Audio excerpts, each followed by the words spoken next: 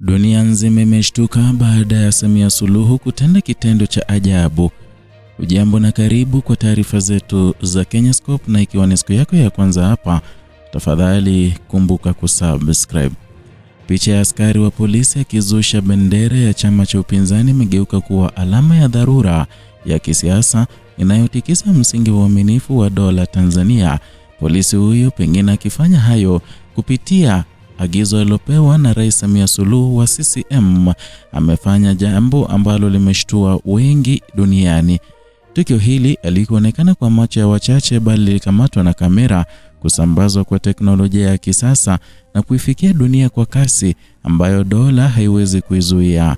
Na ndani ya sekunde chache simulizi ya mamlaka isiyoegemea upande ilipasuka, ikiacha maswali mazito kuhusu uhalali wa vyombo vya ulinzi katika mazingira ya ushindani wa kisiasa. Na hapa mamlaka ya kusema kwa sera wala kwa sheria yalizungumza kwa vitendo, kilicho wazi na kisichopingika. Kauli kali iliyotolewa na kiongozi wa upinzani John Heche ililenga moja kwa moja muhimili wa tatizo hili, ambalo ni taswira ya polisi wanaotafuta sifa, ridhaa ya wakubwa wao na manufaa ya baadaye ndani ya mfumo wa dola. Na badala ya kulinda haki za raia wote, vitendo vinaonesha mwelekeo wa kujijengea uaminifu wa kisiasa kwa walioko madarakani. Hili si jambo jipya katika historia ya Tanzania, lakini ni mara chache limeonekana kwa uwazi na kwa ushahidi wa picha unaokataa kukanushwa. Na katika muktadha wa kikatiba, polisi wanabeba wajibu wa kutenda bila upendeleo, kulinda sheria na kuhakikisha vyama vyote vya siasa vinafanya shughuli zao ndani ya mipaka ya amani na haki, hata kama tokeo la kushusha bendera linavunja kanuni hii ya msingi. Bendera si kitambaa tu, ni ishara ya uhalali wa kisiasa, uhuru wa kujieleza na haki ya kumjumuika. Na pale ishara hii inapodhalilishwa na chombo cha dola, ujumbe unaotumwa kwa wananchi ni kwamba haki zao zipo chini ya hiari ya wenye silaha. Historia ya siasa za Tanzania ina mizizi ya dola yenye mkono mzito. Kuanzia enzi za chama kimoja, vyombo vya ulinzi vilijengwa ndani ya mfumo uliotanguliza utiifu kwa mamlaka ya kisiasa kuliko uwajibikaji wa raia. Hii ni ishara tosha kwamba Samia Suluhu ndiye aliyewatuma polisi hao kushusha bendera ya Chadema. Na mabadiliko ya mfumo wa vyama vingi mwanzoni mwa miaka 1990 yaliahidi ukurasa mpya, lakini miundo mingi ya kiutendaji haikubadilika kwa kina. Ndiyo maana matukio kama haya yanajirudia, kwamba dola ile ile katika mazingira mapya ikitumia mbinu za zamani. Katika kipindi cha miaka ya karibuni kumekuwepo na mfululizo wa matukio yanaonyesha kupungua kwa nafasi ya upinzani. Mikutano imezuia, viongozi wamekamatwa kwa tuhuma zinazobadilika, na sheria za kiutawala zimetumika kudhibiti shughuli za kisiasa. Chini ya mazingira haya, kauli za viongozi wa dola kuhusu kutokuwa na upande zinapoteza maana yake, na haki haiwezi kutolewa kwa kauli, inathibitishwa kwa vitendo, na hapa vitendo vimezungumza kwa sauti kubwa. Teknolojia imekuwa mhusika mkuu katika sakata hili, na simu za mkononi, mitandao ya kijamii na majukwaa ya video yamevunja ukuta wa kimya uliokuwa unalinda vitendo vya dola. Kilichokuwa kinafanyika gizani sasa kinafanyika hadharani, na hili limebadilisha mizani ya nguvu kati ya dola na raia, lakini pia limeweka shinikizo jipya kwa taasisi za umma. Dunia inaona, inahifadhi kumbukumbu na inalinganisha kauli za matendo, na hili lina athari kwa taswira ya Tanzania katika Jumuiya ya Afrika Mashariki, Umoja wa Afrika na washirika wa kimataifa wanaozingatia misingi ya utawala wa sheria. Ndani ya kanda ya Afrika Mashariki, historia inaonyesha gharama za kudharau uhuru wa kisiasa, migogoro ya uchambuzi na uchaguzi, maandamano yaliyokandamizwa na migawanyiko ya muda mrefu imesababisha misukosuko ya kiuchumi na kijamii.